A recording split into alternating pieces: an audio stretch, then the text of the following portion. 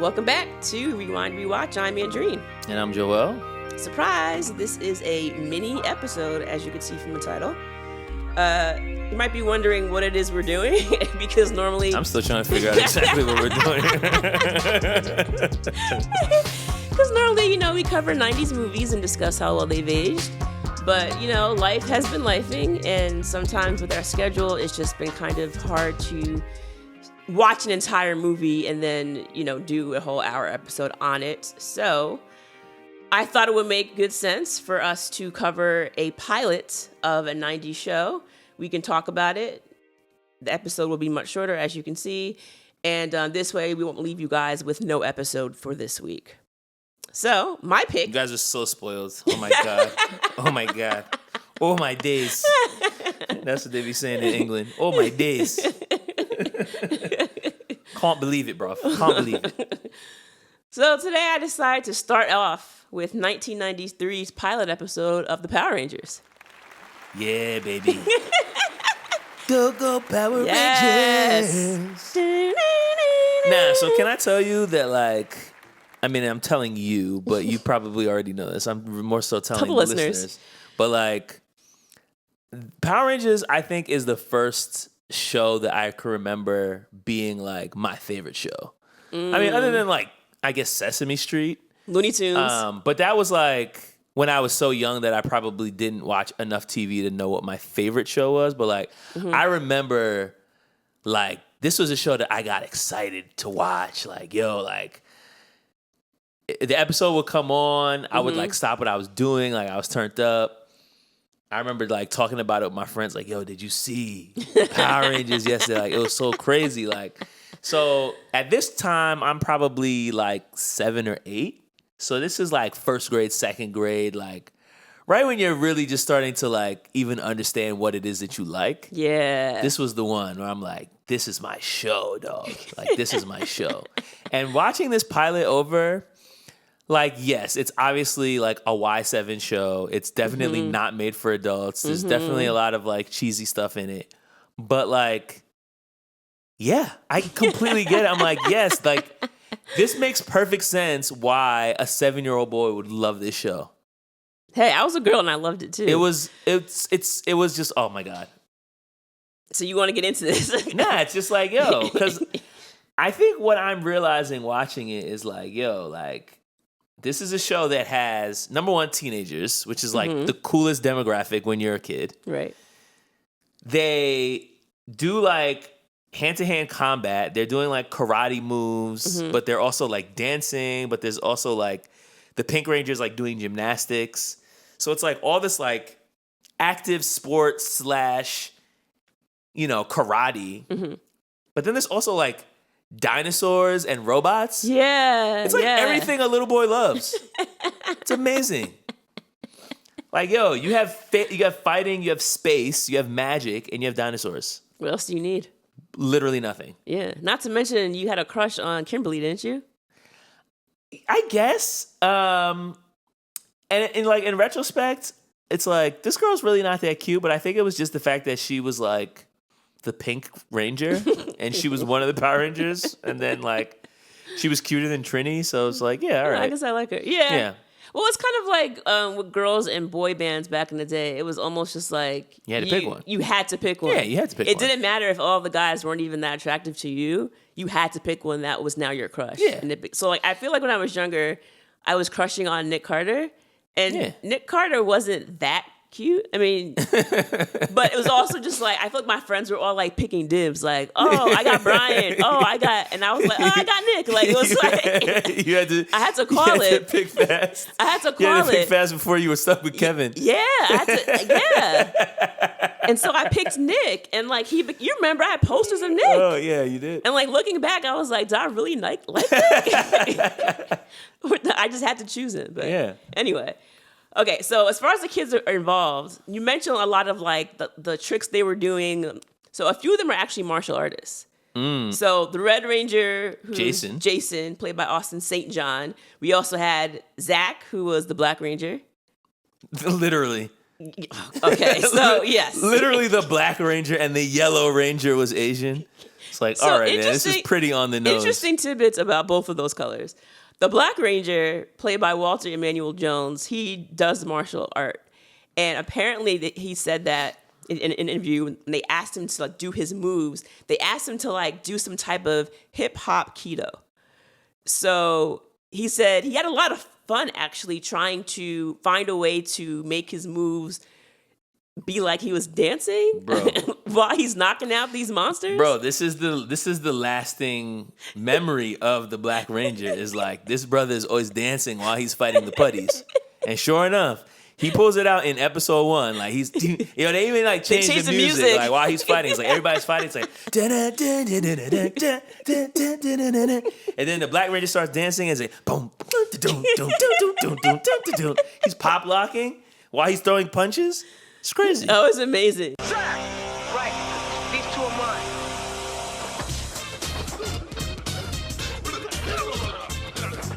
It's crazy. The one black guy has the dance while he's fighting. Well, what do you want? So not that. Well, this is 1993. Okay, all right. So you're gonna be typecast. You're gonna be stereotyped. That's just what it was. So for the Yellow Ranger, you mentioned that she was Asian, played by Thoy Trang, and she had the saber-toothed tiger who was also yellow.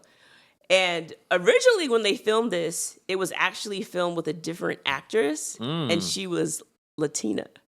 So again, it was like yellow Latina, which still isn't really great. So they made it worse. Yes. So after they had filmed the pilot with the other actress, apparently the other actress asked for more money, and it's like, girl, why? You're like the least important ranger and here. also, who are you? Right. She wasn't a name that I recognized anyway. None of them are. And so they're famous because of this show, not before. Yeah, because apparently to cast this show, they did an open casting call and just like had random people come in. Like it wasn't, they didn't have agents or anything. Yeah, none of them were known. So yeah, she came in, did the pilot, and then she tried to ask for more money, and they were like, "All right, girl, you're out of here." She asked for more money, and they fired her. That's crazy. They fired her, and then they brought in. Hey, can I get a raise? You're fired. They could have just said no. I don't know. Maybe she demanded it. I don't know. But whatever happened, they got rid of her. Man. They got rid of her. That's crazy. I believe there's someplace on YouTube you could actually find the original pilot that still has her. But yeah, they changed it, and now then Trini became. So the interesting thing about the Power Rangers that I found to be very interesting is the fact that they've changed the actors because there's been so many different iterations. Yeah, they're like Menudo. Like they just keep the band and just keep switching that's a reference. That is a reference. Good Lord. They had, looks like, 1, 2, good God, it's still going. 19 different iterations of this show. Yeah, Power Rangers never die.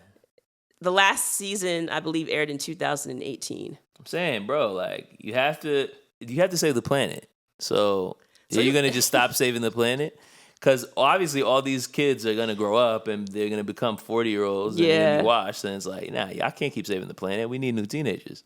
So I want to talk about this opening scene because I was very confused as to the opening scene of the opening credits.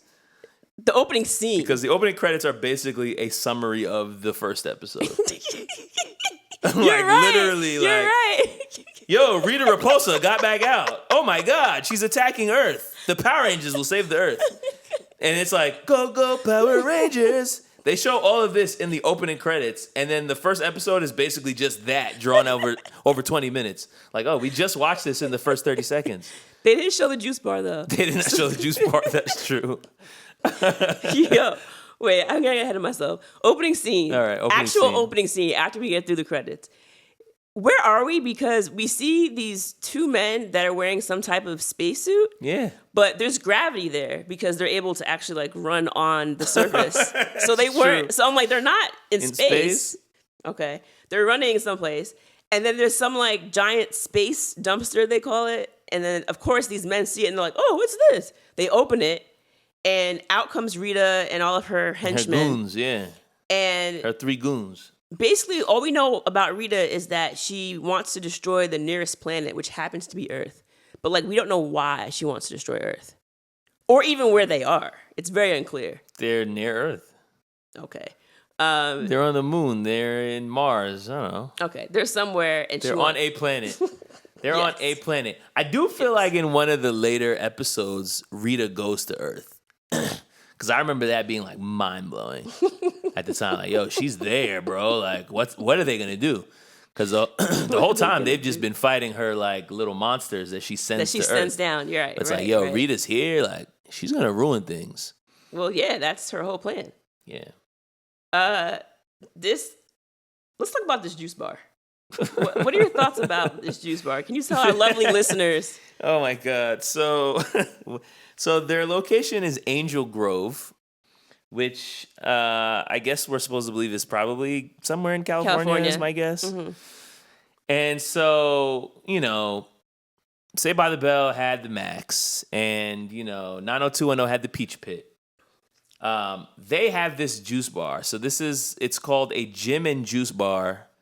And this place is absolutely insane. It's not your typical teenage hangout where like they're sitting in a booth and ordering burgers and fries. Right. Like it's this multi-purpose gym where people are doing gymnastics. There's a balance bar where the Pink Ranger's doing gymnastics, but then like Jason is like leading a karate class. Yeah, I was very confused about that. Trini's just standing in the corner practicing Taekwondo by herself. Mm-hmm. But then there's also people just like ordering food. There's the guy who runs the place is like the manager, I guess. But he doesn't seem to be fit. I don't understand why he's managing like a gym. Like the juice bar, fine. Okay, we get that. But you obviously aren't using this gym. And not just that, it's also other people that are using like weight machines. No, like, there's weight machines. Like to the side. There's like stationary bike. But my problem is that everyone in there is a teenager. Yeah. So it's like a teen gym juice bar. But it's also a very tight space. No, the place doesn't make any sense at all. It doesn't seem safe it's like, at all. So you just do anything athletic, you just do it here. Yes. It doesn't matter if you're... Because then in the second episode, they're like climbing a rope, like when you had to do for the... in PE class in elementary, what was it? The presidential fitness test or whatever. I hated that stupid I was thing. like, is Bill Clinton making us do this? I never understood. Like, is this coming directly from the president? Who's deciding? Why is it the presidential fitness award? I never won it because I can't climb a rope. Nah, I never. Bill Clinton never signed my certificate because I never got one. I couldn't climb that rope, bro. That rope climb is not for Andrene. That rope climb. See, if you'd lived in Angel Grove, you would have been practicing that rope climb after school. I suppose I would have. So yeah, it's just like any athletic thing that any kid is doing, they're doing in this juice bar. Yes.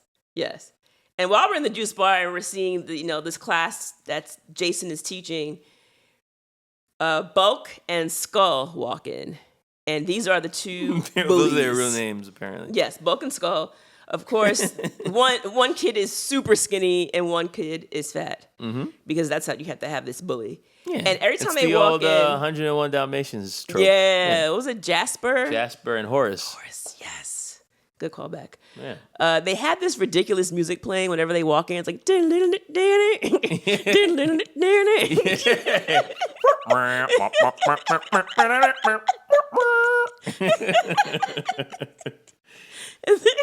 they walk in. You have to know they're silly guys that you shouldn't take seriously. Right. They're not serious teenagers. Not like Jason. Correct. Jason's a true leader. So they come in, and of course, they want to ask out Trini and Kimberly. They're like, "Hey, girls, blah, blah, blah. Want to see our karate skills?" And they're like, "No, we're not interested." And they're like, "Oh, we'll show you." And they go to like, I guess, grab them or do something, and the girls end up like flipping them onto the mat. Mm-hmm. And so I'm like, wait, so they ask the girls out on a date, and the girls say no. So then they decide that they're going to attack them. That was the next course of action. Well, you had to know that you had to let the kids watching at home know that these are the bad guys. Yeah, they're bad guys, but they're harmless bad guys because they don't actually pose a threat. They're just like annoying, right? Versus like Rita and her henchmen, which are actually dangerous. Correct. Which is also why they put that goofy ass music behind all their scenes. It's like, don't take these guys seriously. And also like the way they dress. So then they decide they want to go ahead and take Jason's karate class so they can figure out how to beat, I guess, the girls up. And to prove. They want to prove that they're tougher than the Power Rangers. Oh, right. All right. And when they get there, I was laughing because Bulk is rocking like a jean jacket vest over his karate outfit. And it's like, bro, why are you wearing a jean jacket and like fingerless gloves to your karate class? It was so bizarre. He's dressed like the Wet Bandits. I was like, what is this man wearing? But Bulk is clearly the leader because after Bulk is trying to show up. His name is Bulk? Yes. The heavyset one's name is Bulk? Yes. Oh, God. Bulk is trying to show off. So Jason's trying to show how to do like a high kick. He's like, hi-ya, and he tries to do it. And whatever he does, Skull just claps and like, yeah, good job. Because Skull is definitely his sidekick. First episode, they're telling us all this information. So anyway, let's get back to the Power Rangers. So Rita Repulsa. Rita Repulsa. So she comes out. She's like, yes, I'm finally free. And she's like, yo, I'm finally out. I've been in this space trash compactor. I don't know. Space dumpster. Yeah, that's what they called it. It's the space trash compactor. Space compost. So she finally gets out. She's like, yo, first things first, destroy Earth. Like, let's go. It wasn't even like that, though. It's just the closest planet to me. She didn't even know that it was Earth. She just wants to destroy something. There's people on that planet. Let's destroy them. She's the only one that looks like a human, by the way. Yes. Her henchmen all look like various beasts and monsters. Mm-hmm. Yeah, I don't even know how to describe what these guys look like. They're furry monsters for sure. But they don't look like she does. But she's their queen. They always call her my queen, my queen. Now, one thing I am noticing as I'm watching this is like the dubbing on the Rita scenes is incredible. Bro. It's so funny. And what they do this thing, it's actually kind of genius. Like the scenes with Rita and her henchmen are clearly foreign. Like they're clearly from something else. Yeah. And obviously they're just dubbing over it with the English voices. But what they do is like every time Rita is talking, they like zoom way away from her, so we can't tell that her lips are not moving to the same thing. And then the only time they go close to her is when she does like laughter. So it's just like ha ha ha ha. It's like, oh yeah, that looks real. Bro. But anytime she's actually saying words, it's like a long shot. They don't have no close-ups, no even medium shots. Bro, I'm dying. Bro. There's a reason for this. Now, the other thing I'm wondering is like these scenes, like I said, are obviously from another country. Mm-hmm. And I'm probably also led to believe that all of the fighting scenes with the Zords are also foreign. Yes. So how does this work? Like, did they just steal these scenes from another show and then create this American version, or like what? Because like this is the same TV show. Okay, so let me tell you what happened. Okay. So this show was based on a popular Japanese show called Super Sentai. Okay. Back in 1975. So this footage is 20 years old. At the time this comes out, yeah. Okay. Yeah. So like the action sequences, like you said, are all from the Japanese version of the show. And rather than film their own action sequences, the show's producers chose to keep that Japanese action and just create the American show for the rest. That's amazing. How did they pull this off? They just bought the rights to the entire show? They had to have. It was part of like Saban Entertainment. Yeah. Yeah.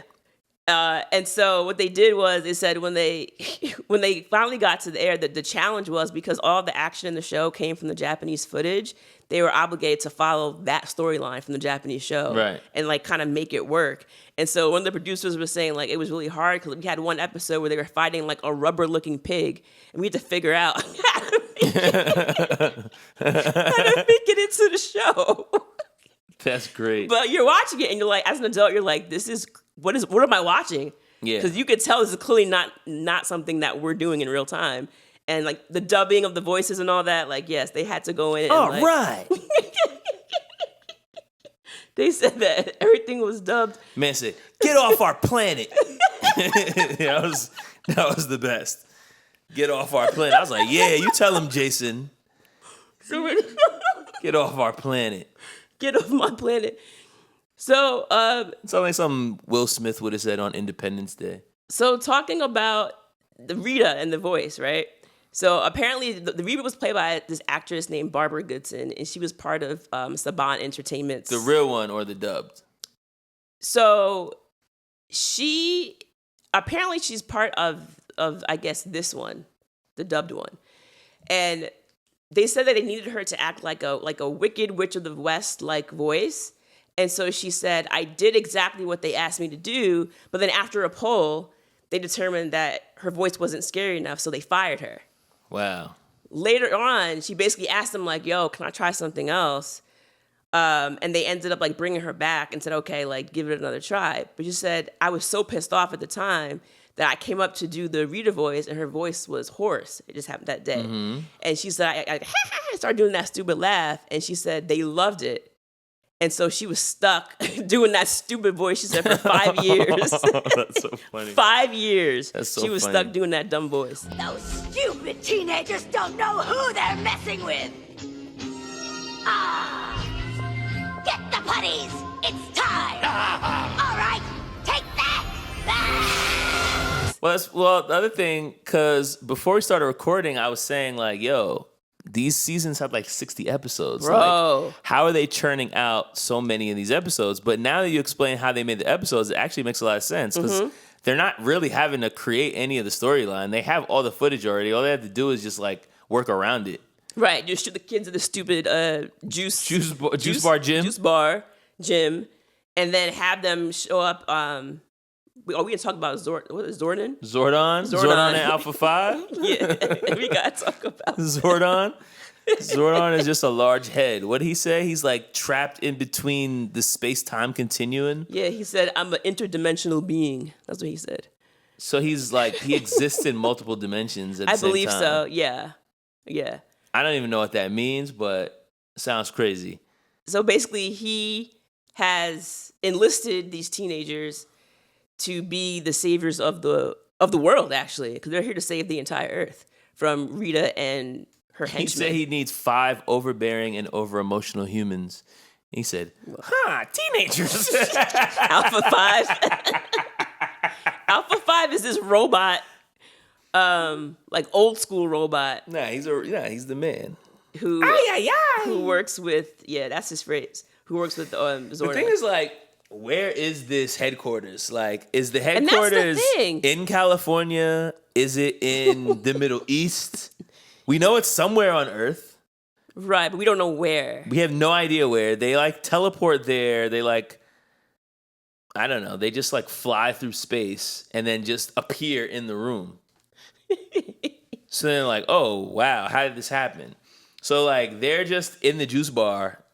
Rita attacks Earth. There's an earthquake. Mm-hmm. And then Jason's just like, wow, I feel something, guys. Hold on. And then they just like zoom.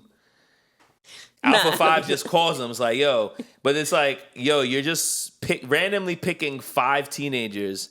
And they all just happen to already be wearing the colors of their suit. Well, that's the whole thing. That's for the kids, to be like, oh, that's the Pink Ranger. That's the pink one, right. Because these kids, when they go to school, they only ever wear their color. Yeah. So, like, you're stuck wearing pink all day, black, red, blue, or yellow. Like, those are your colors. Billy with the damn overalls. So, Billy is the Blue Ranger. We find out in episode 1 that he's taking his very first karate lesson. He is the brains of the group. And you can tell. Yes, that's how he talks. He doesn't say anything that a normal teenager would say. He just has all these scientific phrases for everything. Billy never felt like a teenager. Like, Billy always felt like he was an adult and the other 4 were teens. Because I liked Billy just because Billy was smart. Mm-hmm. And so I respected him when I was a kid, but it was like, he wasn't cool. It was more so just like, yo, he's actually like the smartest one of the kids, and he gets them out of a lot of jams because he knows how to work the tech. Right. So like he was valuable, but it was kind of felt like he was like kind of like the mature one. I guess so, because he was the smart one. And as we know from the 90s, what made us know that he was smart? He wore glasses. Of course. And he used words like affirmative. Instead of just saying yes, like Yeah. everybody else. Whereas Kimberly was kind of like the opposite of him. She was Right. the Pink Ranger, and she was like the California girl who was pretty clueless. Like when they first get teleported, Forced pop culture references. yeah, they first get teleported to Zordon's lair or wherever they're at, and she's like, oh my God, this is like not the mall. And it's like, that's what you say? Like, that's what you Yes. say? She's a teenage girl. What else? That's Yeah. the only thing. That's the only point of reference she has is the mall. The mall, apparently. That's what she's about. So what I wanted to talk about briefly is Zordon, like this whole character. I'm watching the show and I'm like, I gotta put the words on because I could barely hear what the hell this man was saying. It sounded like he was underwater for like the entire Greetings, episode. teens. I was like, what? I'm Zordon. I am trapped between space and time. So the character who plays Zordon, his name is David Fielding, and he said to play that part, they shaved off all my hair, they glued my ears back, and used makeup to make my eyebrows stand out. They also painted the top of my chest and shoulders green. I had to sit in front of a green screen while they filmed me because they were just going to use my head, and that was it. However, That sounds absolutely insane because you can barely see his face. So why did you go through all of that trouble? I'm like, why did they shave his head? They could didn't- put on a skull cap. You could have put on a baseball cap. You can't see anything. You can't see his features. It's just a head. But A blurry ass head. But they figured, like, we're going to be shooting you over and over again, so, like, let's just shave it off and whatever. But for budgetary reasons, they never actually filmed the character again. They only filmed it one time. So if you watch the character in the show for later episodes, his Same footage. his movements and actions seem to be out of sync out of everything that he's saying. Well, that's the whole thing, though. Like, Zordon's very blurred. If Yes. I could not pick Zordon out of a lineup. I'll put it that way. Like, I don't actually know what that man looks like. So You think gluing his ears back? any makeup at all feels very unnecessary because you can't see it anyway. His entire face is blurred. Why? They could have just put him in front of a camera and just shot him just talking. It would have been fine. You're blurring the whole thing. Maybe they didn't know they were going to blur it until later. And they're like, this does not look good. Let's blur this. This looks terrible. But his voice is blurred too, so I'm like, I don't know what they were doing. I don't really understand. But anyway, yeah, we need these teenagers to save the Earth, and they do. So Zordon basically tells them that he gives them these belts, and each belt corresponds to a different dinosaur. And he tells them that, Jason, you have the T-Rex, Zach, you have the Mastodon, Billy, you have the Triceratops, Trini, you have the saber-tooth tiger, and Kimberly, you have the pterodactyl. Mm-hmm. And I remember as a little girl, every time Kimberly would go up, they'd be like, pterodactyl! Nah, and that's the order. You hold your belt out. Mastodon, pterodactyl. What was Triceratops, saber-tooth tiger, Tyrannosaurus Rex was the last one. Yeah, that was Jason, the red guy. And they're able to morph into their outfits. They turn into like Power Rangers. It's power. It's the power from the belt that turns them into the Power Rangers. And so they morph. Right. Morphatudinal. But then they're able to then call out like these what do you call them? They're like these. They're just like dinosaur machines. Yeah. Zords. Yeah, they're like dinosaur Megazords. Yeah. The Megazords would come out, and you can like morph into, now you have a bigger machine. And you can fight with it. You would jump 150 feet into the air. You would backflip. Yeah, You would backflip right, 150 feet into the air. It's these tall ass machines. Stand on top of the robot, and then you jump into it and just land perfectly into the seat. Correct. So they were almost like Transformer type machines. They were like Transformers. Kind of what they looked like. But when they would transform and they would join into one big one, you mean? Like one. Well, yeah, like I don't remember what happens in later episodes, but at least in the first episode, we don't see them fight their individual machines, dinosaur machines. We only see them join together, jump into them, and then they join together, which is, again, like, I guess this is all the Japanese footage at this point because they have on the costume, so we don't actually see their face. Mm-hmm. So they jump into the machines combine, and then somehow they all end up in like this control panel together. Right. The physics of all of this doesn't really make any sense, but it doesn't matter. It's cool. Yeah, right, exactly.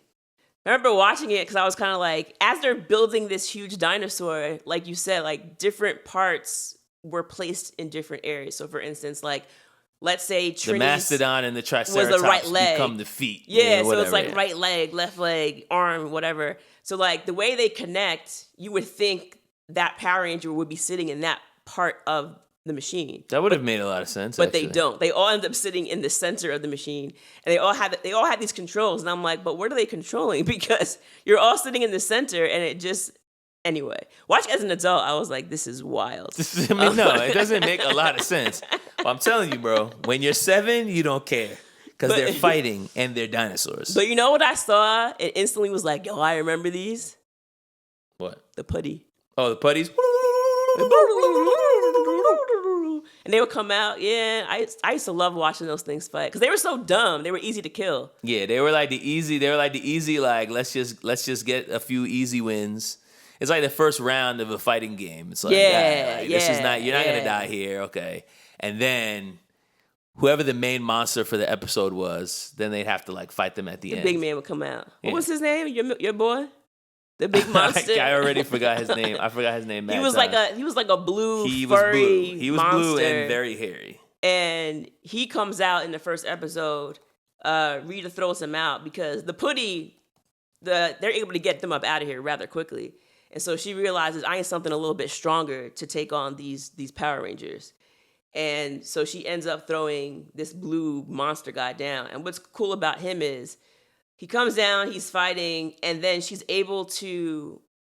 Does she, like, throw something down to make him, like, massive? Yeah. And now he's, like, standing way over them. She threw down her staff. Man. I feel like she did that every episode, right? Yeah. Like, she would throw it down, and then it would, like, either create more monsters or it'd make the monsters that were already existing larger. And once they did that, like, oh, like, now the threat is up, and now we have to band together. But what was interesting is, like, every time something would happen, the Power Rangers would just have something else to up the ante. So, like, first it was like, okay, we're all in our suits. Then it was like, oh, we're all going to jump into our Megazords. Then it was like, oh, we're all going to morph our Megazords together. Then it was like, oh, there's some, like, powerful... There was, like, a sword somehow that Jason had. And I was like, where did this sword even come from? And I couldn't help but think, Zordon didn't teach them much of anything. No. Like, he just said, oh, here are y'all belts, and here's your dinosaur names. Have fun. Like, I was like, y'all didn't teach... Nah, don't have fun. He didn't teach them anything. So my man's name was Goldar. Goldar. And he had a whole gold suit. He had, like, wings on the back, but I don't think that he actually flew. No. And his face is very blue. Yeah. It's like a blue monster. Yeah. But yeah, I felt like these kids were able to pick up very, very quickly how to do this because I would have been like, bro, I don't even know what you want me to do. How do I morph? How do I do any of these things? But they caught on very quickly. And they lit.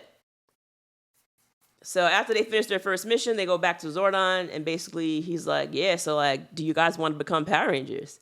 If you do, nobody can know your true identity. This is like the number one rule of superheroes. Mm-hmm. And everybody agrees to do it except for Kimberly. Because she's like, I don't know, man. And then she's like, I don't know, because like the helmet messed up my hair, blah, blah, blah. And they're all like, really? They're like, oh, you don't want to do it, Kimberly? And she turns around and she's like, not. Oh! She hit him with the not. And I was like, bro, not was the joints. Not is crazy. You could say anything and hit somebody with a knot and hurt their whole feelings. Like, easily. Because this whole thing, it's like psych. Yeah. Yo, knot is crazy. I wasn't a psycher. I was a knot. You didn't hit the psych? Nah, psych was fire. I wasn't a psych. Psych was fire, especially when you was like about to give somebody a high five. Oh yeah. You hit him with the high five. Psych. You pull your hand back. You gotta pull your hand back and put it behind your ear. Hey, psych. Got you, loser. That's remind me of Grease when you did that. Grease Lightning. You thought I was going to give you a 5? Not. I'm not giving you a 5. Oh, Lord have mercy. I'm not giving you a 5, Making you me dummy. choke. Yo, it's not even just the dubbing that was crazy. Because obviously, all of these scenes, like all the Japanese scenes are very dubbed, but they're like overdubbed. So it's like the reactions and all the sound effects are like, and then it's like, oh, whoa, oh my God, look out. It's like, yo, every reaction is mad over the top. It's like crazy, bro. It's like, y'all not even trying to make this seem, but again, it's fun. it's a show for children, so it's like we really can't afford to just be over the top, and it's gonna still be lit. And it's 1983, so. Right? Because like I'm watching it, like you said, and I'm seeing all these things that don't make any sense, and like I'm laughing at it, but then it's like the music. Think about it too. It's like once they're out of the juice bar and they're not playing Bulk and Skull's music.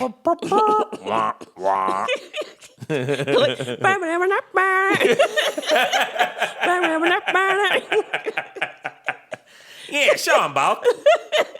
So once Bulk and Skull are not there, Bulk and Skull is crazy. and they're like actually like fighting. Once they're actually fighting Rita's henchmen, the entire episode is just go Power Ranger. That's all you hear. It's straight rock music for like the last 10 minutes. That's of the all episode. you hear.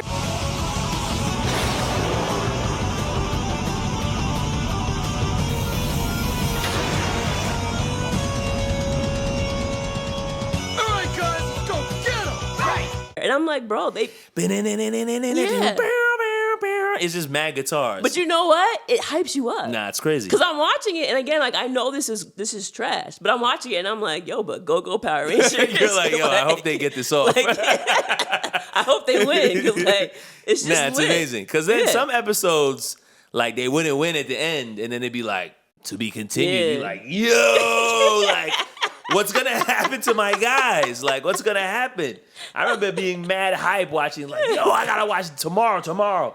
Because it only come on one episode a day, and it's like, yo, I gotta come back after school. And that 20 minutes goes fast. That 20 minutes goes real fast. Mm-hmm. Between all the cereal and Mattel toy commercials. And what is it called? Fast Wheels. Hot Wheels. That's what it's called. That Fast Talker Man? Yeah. Micro Machines. Bro. Micro Machines and Hot Wheels. He used to talk his ear off. Yeah. So in episode 1, as you see, we don't have Tommy. Tommy was... Nah. Tommy's not there yet. Tommy comes later on. So apparently, the 5 original Rangers were already cast. And then his name is Jason David Frank. He came in to audition for Tommy, who was supposed to be the Green Ranger. And apparently, the Green Ranger was only supposed to come on for a couple of episodes and then dip. But the fans loved Tommy so much, they sent letters saying that they wanted to bring him back, bro. That's the only way you can send people DMs. You had to send fan mail. So after they did that, they were like, all right, bring your boy Frank back. And then he came back and was able to play the White Ranger and appeared in 217 episodes of the show. Which is like 2 seasons. 2 seasons. Oh, man. All right. I mean, are we doing a rewind rating for this? I know it's just 1 episode. Maybe we have to do something else for these. That's a little different than for the movies. Yeah, I don't think we should do that. Maybe a thumbs up or a thumbs down? How about a thumbs up, a sideways, or a thumbs down? All right. Well, I mean, my nostalgia is getting the better of me, perhaps, because I don't know. This is definitely it shows you what it is right away. Like, you're watching this pilot, which is really the whole point of a pilot episode. It's like, are you showing me a representation of this series? And 100% it does. Granted, we get a summary of the entire episode in the opening credits, like I said, but watching them actually like fight and morph is always fun. Yeah. The acting leaves a lot to be desired, and obviously the fact that like half of the episode is foreign is like pretty cheesy, but I'm giving it a thumbs up anyway. I don't care. Thumbs up. Yeah, watching it back this time, I mean, I watched as a child. I didn't even realize that anything was taken from anything else. Like, I thought it was just a show that was made in America. So watching it back as an adult, I was like, oh, this is wild. That this it's very obvious that my entire life is a lie. I just didn't know. Like, it really slapped me in the face. I was like, wow, I did not realize this at all. I remember Rita. But yeah, it was a ton of fun. Like, even though I made fun of it and I was almost in tears laughing, I enjoyed every single second of it. Even Bulk and Skull. The music makes me laugh every time. So what do you want? And the Putty Patrollers, they came out and gave me a lot of nostalgia. So this is gonna be a thumbs up for me as well, Joel. All right, that's what's up. Thumbs up for episode 1 of the Power Rangers. For sure. So yeah, we'll keep this on in the tuck. Like whenever we need, whenever we need to do short episodes, I think we'll just do like different 90s pilots. So I guess you guys can send us some requests. Don't go crazy. Now we can't take it. We don't want to. We are still working our way through the movies. We're still working our way through. Okay, so we're not gonna do that. That is gonna get too crazy. So send movie requests. We'll do that. Send the movie requests. Send your movie requests. RR90s pod on social media. Rewind Rewatch 1990s at gmail.com. I mean, there's a lot of TV shows from the 90s. Yeah, we'll figure it out. But yeah, we're not planning to do this all the time. No. When the moment arises, then when life is lifing. Yeah, as it tends to do. Any final words? Go Power Rangers! Jeez. What else you want me to say? No, I mean that's all you could say.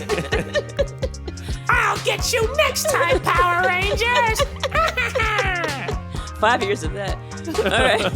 Right. All right, y'all. Later. Adios.